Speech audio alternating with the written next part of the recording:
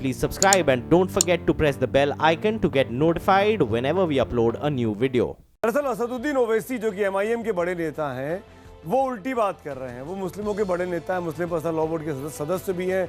वो ये कहते हैं कि दिल्ली में आरएसएस के मोहन भागवत जो कार्यक्रम करने वाले हैं सोमवार से बुधवार तक, उसमें एमआईएम तो नहीं जाएगी, एमआईएम उसमें कतई नहीं जा सकती। ओवैसी ने साफ कहा कि आरएसएस हिंदू राष्ट्र की बात करता है और वो उसके किसी कार्यक्रम में भाग लेने कभी किसी न्योते को स्वीकार नहीं करेंगे।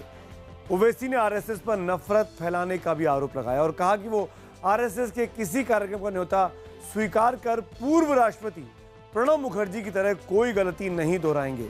तो वहीं कांग्रेस ने आरएसएस पर समाज को बांटने का आरोप लगाया। केंद्रीय मंत्री मुख्तार अब्बास नकवी ने पलटवार करते हुए दावा किया कि आरएसएस सभी को अपने कार्यक्रम में आमंत्रित करता है और लोगों को खुले दिमाग से, खुले दिल से उसमें शामिल होकर अपनी बात रखने का एक बेहतरीन मौका है जिसका इस्तेमाल करना चाहिए।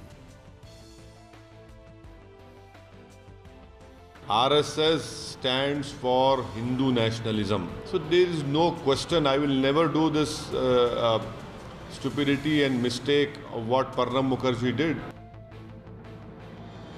आरएसएस की पॉलिसी डिविजिव है, बांटने की पॉलिसी है। वो किसी को भी अपने सम्मेलन में बुला लें, कहीं कर लें, कुछ नाम से करें, उससे आरएसएस का जो बांटने का स्वभाव है वो बदलने वाला नहीं है। जो आरएसएस के तमाम कार्यक्रम हैं, उन कार्यक्रमों में आरएसएस के लोग जो है वो लोगों को बुलाते हैं और मुझे लगता है कि जो लोग अगर बंद दिमाग से इस बात को सोचते हैं, उन्हें खुले दिमाग से इस बारे में सोचना चाहिए और किसी भी कार्यक्रम में जाकर के अपनी बात रख भी सकते हैं और वहाँ बात को समझ भी सकते हैं। और इसीलिए 5 का प्रश्न इस मुद्दे पर उठता है कि क्या मुस्लिम वोट के लिए कुछ पार्टियां आरएसएस से जानबूझकर दूर रहना चाहती है। मैं यही सवाल 2 मेहमानों के सामने रखता हूं। मेरे साथ 2 खास मेहमान फोन लाइन पर जुड़े हुए हैं। अवनिजेश अवस्थी आरएसएस के जानकार और वारिस पठान एमआईएम पार्टी के विधायक हैं, प्रवक्ता हैं। वारिस पठान, अगर आरएसएस बुला रहा है तो जाना चाहिए ना। पहले ही विरोध कर दिया, पहले ही डर के मारे कह दिया कि हमको मत बुलाओ भाई, हम नहीं आएंगे। देखिए सुमित जी, आरएसएस जो पार्टी है ये नेशनलिज्म को नहीं मानती है, ये हिंदू नेशनलिज्म की बात करती है, ये संविधान को नहीं मानती है। और आपको पता है 52 बरस तक इन लोगों ने तिरंगे को अपने नागपुर के हेडक्वार्टर में नहीं लहराया। इनका मेन कलर था भगवा। इनके जो फाउंडर थे हेडगेवार, उन्होंने हिंदुस्तान के मुसलमानों को सांप कहा था। और प्रणब मुखर्जी जो कांग्रेस में 50 साल से रहे जी, सेक्युलर चेहरा दिखाते रहे, वो आरएसएस के बुलावे पे वहां गए और हेडगेवार की तारीफ करके आए। और उसके ही 2 दिन के बाद जब मुसलमान लोगों का इफ्तार का टेबल था, वहां राहुल गांधी के साथ बैठ के इफ्तार किया।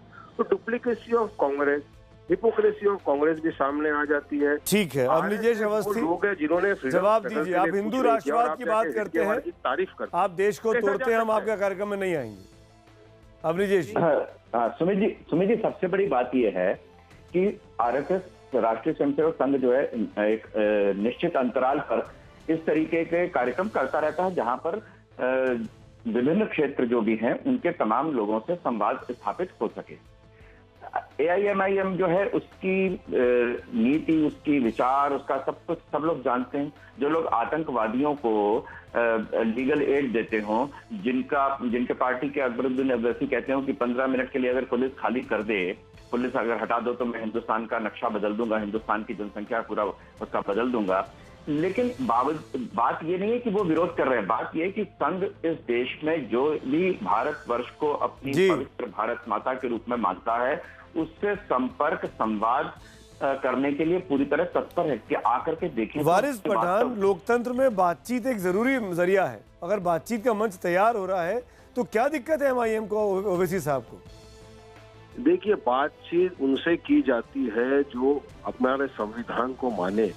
बातचीत उनसे नहीं की जाती है जो माइनॉरिटीज को। क्या बात कर रहे हैं वारिस भाई? अकबरुद्दीन साहब ने 15 मिनट पुलिस की बात की थी, वो किस संविधान में लिखा हुआ था? देखिए, वो संविधान की बात आपको बता रहा हूँ सुमित जी। उस बात के लिए अकबर ओवैसी लंदन में अपना उपचार कर रहे थे, वहां से छोड़ के हिंदुस्तान को आए अपना कोर्ट में सरेंडर किया, उनने बेल ली, बेल पर वो बात भारतीय संविधान के मुताबिक नहीं थी ना वारिस भाई, आप तो वकील भी हैं। आपकी पार्टी ने उनके खिलाफ क्या कार्रवाई की?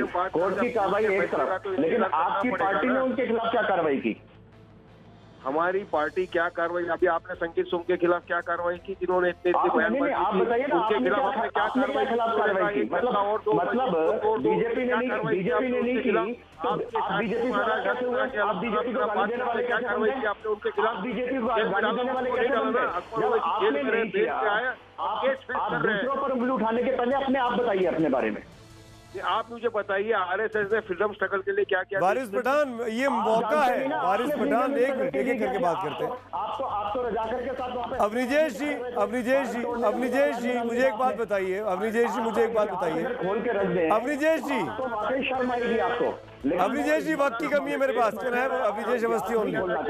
अवनीजेश जी, स्वयंसेवक संघ। अवनीजेश जी, मेरे एक सवाल का जवाब दीजिए, वक्त की कमी है। अगर ये मंच ओवैसी तैयार करें और कहे कि हम मोहन भागवत को बुला रहे हैं, तो मोहन भागवत जाएंगे ओवैसी के मंच पे? सुमित जी, हाँ या ना? बिल्कुल, मैं कह रहा हूँ कि इस देश के विकास के लिए, इस देश की सांस्कृतिक विरासत को अपना वारिस मानने के लिए कोई भी जाएगा, कोई भी बुलाएगा, संघ का कोई भी स्वयंसेवक कहीं भी किसी से भी संवाद करने को तो ये बड़ा मैसेज आप देके जा रहे हो। मैं उम्मीद करता हूँ वारिस पठान और ओवैसी तक ये मैसेज जाएगा। आरएसएस आपके मंच पे आने को तैयार है, आप बुला के तो देखिए।